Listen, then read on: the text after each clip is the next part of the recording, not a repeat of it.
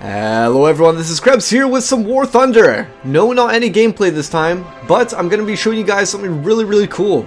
A fan sent me in a bunch of pictures of the apparent armor tree that's supposed to be coming out in War Thunder, so you know all those tanks that people have been talking about and the ships and such. So these are apparently pictures of that actual tree for all the different factions.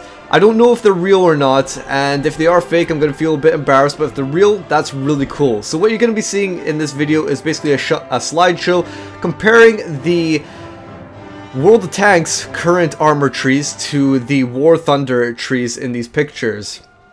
And that is, there's a lot to actually talk about here, and from first glimpses, what you'll notice is that the War Thunder tech trees are much more expansive than the ones in World of Tanks. There's a lot more vehicles.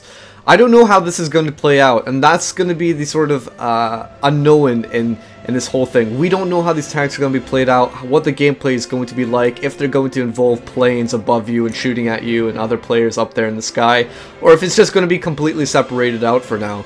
Who knows? But anyway, onto the tanks. You'll notice that there's a big diversity of tanks. You actually got light armor vehicles in the War Thunder trees. You'll see them as scout cars or anti-infantry sort of vehicles, anti-personnel, sort of stuff like that. Ones that aren't meant to engage against tanks, and those are usually the lower tier ones or in their own branches. You also notice a lot of similar tanks to the ones in the World of Tanks text tree. So a lot of similar ones, of course. For example, the Germans have the Tiger, you can never forget about that.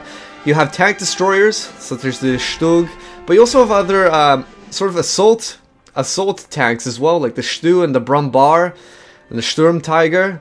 You've also got tank destroyers, the Hetzer, and working your way down if you're in the German. I'm looking at the German pictures right now.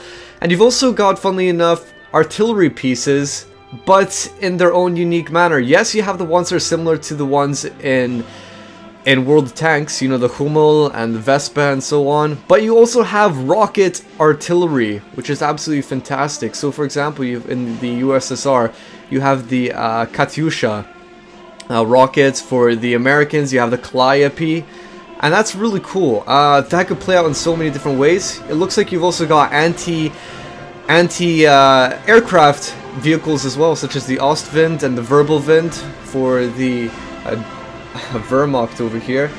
Wow, that's actually a whole bunch of stuff. I'm just looking at his pictures right now.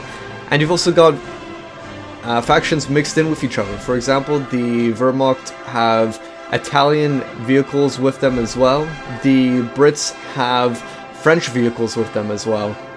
So I'm not exactly sure how this is going to play out at the moment, and all I really wanted to show you guys was these pictures. I want you guys to make some speculations yourself without me having to put in too much input, because really we don't know how this is going to be played out at the moment. What does it mean in terms of gameplay? Who really knows?